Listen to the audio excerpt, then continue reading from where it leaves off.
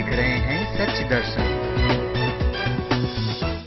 जहां देश में कई बार किसानों द्वारा आत्महत्या करने की घटनाएं सभी को झकझोर कर रख देती हैं और सरकारें भी किसानों के आगे बेबस दिखती है। ऐसे में किसानों को अपने खेतों में आयुर्वेदिक जड़ी बूटियां उगाकर आर्थिक रूप से मदद करने की पहल का शुभारंभ हो चुका है, जहां किसान अनाज के साथ साथ अपने खेतों में आयुर्वेदिक जड़ी बूटियों को उगाकर सीधे तौर पर डॉक्टरों, वैज्ञानिकों और आयुर्वेदिक दवाएं बनाने वाली कंपनियों से जुड़ सकता है और खुद को मजबूत बना सकता है, जिसके चलते देश में आयुर्वेदिक चिकित्सा को भी बढ़ावा मिलेगा और देश में समेत विदेशों में भी हिंदुस्तान की आयुर्वेदिक पद्धति अपना आर्थिक मुकाम कायम करेंगी।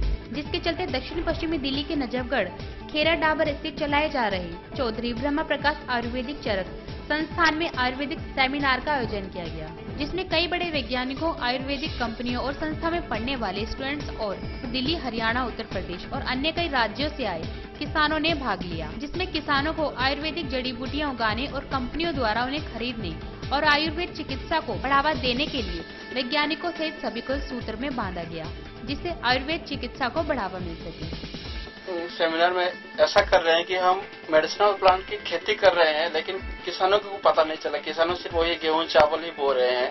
तो वो लोग अगर मेडिसिनल प्लांट्स की खेती करेंगे तो उनको एक तो घर में दवाई मिल जाएगा, दूसरा जो गेहूं चावल से जो फायदा होता है उससे ज्यादा फायदा इनको होगा। और दूसरा क्या है, जमीन में जो एक ही प्रकार का खेती हो रहा है उसमें इंटरक्रॉपिंग हो जाएगा, तो जमीन का जो उपजाऊपन है वो भी बढ़ जाएगा।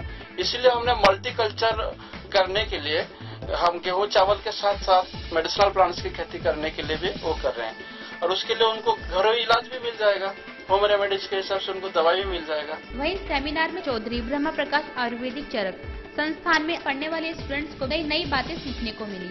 साथ ही किसानों ने भी अपनी समस्याओं को रखा और जड़ी बूटियों को उगाने के नए नए तरीके देश विदेश से आए वैज्ञानिकों से सीखे और जड़ी बूटियों को बेचने के लिए कंपनियों और नई मंडियों पर भी चर्चा की, जिससे किसान सीधे तौर पर जड़ी बूटियों को बेचकर आर्थिक मजबूत हो सके। तो इससे सबसे ज्यादा बेनिफिट तो आयुर्वेद को हो रहा है, सपोर्ट हो रहा है आयुर्वेद को, तो काफी ज्यादा बेनिफिट दिख रहा है और इनफेक्ट फर्स्ट टाइम हो रहा है हमारे कॉलेज में, तो काफी अच्छा लग रहा है। सिंपल है, रियल वर्ल्ड से एक्सप्लोर होंगे, हमें पता चलेगा कि एग्रीकल्चर कैसे करना पड़ेगा और ये भी पता चलेगा कि फार्मर से हम डायरेक्टली कैसे कनेक्ट होंगे, ये भी बहुत अच्छा हो रहा है इससे। जो हमारा प्रोग्राम है एग्रो टेक्नोलॉजी एंड आयुर्वेदा के ऊपर है। जैसे कि जो हमारी मेडिसिन की डिमांड बढ़ती जा रही है, बट हमारी इतनी ग्रोथ नहीं है प्लांट्स की, तो उन प्लांट्स की ग्रोथ को बढ़ाने के लिए हम एग्रो टेक्नोलॉजी को इम्प्लांट कर रहे हैं ताकि हमारी जो प्लांट्स की ग्रोथ है बढ़ जाए और जो मार्केट में हमारी मेडिसिन की वैल्यू मेडिसिन कम है वो पूरी हो जाए, ताकि किसानों को तो बहुत लाभ होने वाला है इसको लेकर। क्योंकि जो किसान है जब उनकी चीज बिकेगी मार्केट में ग्रो करेंगे, अब जब ग्रो करेंगे तो ऑब्वियसली बात है वो अपना इम्प्रूव बेस्ट देंगे।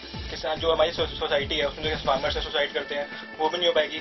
उनको सरकार का ये प्रयास ठीक है, मगर जब तक किसानों को उसकी फसल का सही दाम नहीं मिलेगा, उसको थोड़ा ट्रांसपोर्टेशन वगैरह है, पानी का खर्चा है, मजदूरी का खर्चा है और किसान की जो नीडेड है, परिवार की आवश्यकता है, वो जब तक उसको उसकी फसल का सही दाम और सही तरीके से उसको मार्केटिंग नहीं हो पाएगा तो किसान कैसे ये उगाएगा।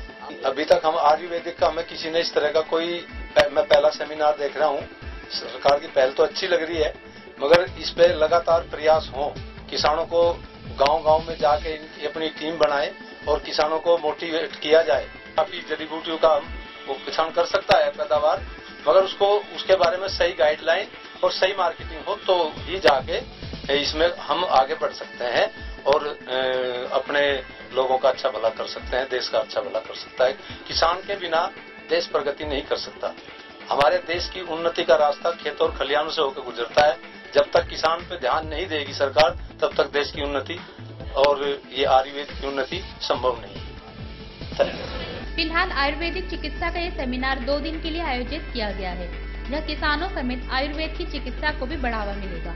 साथ ही सरकार द्वारा आगे भी ऐसे सेमिनारों का आयोजन कर भारतीय आयुर्वेद और आयुर्वेदिक पद्धति को विश्व में लोकप्रिय बनाने का प्रयास जारी रहेगा। दिल्ली के नजफगढ़ खेरा डाबर से नरेश सिंह की रिपोर्ट, सच दर्शन।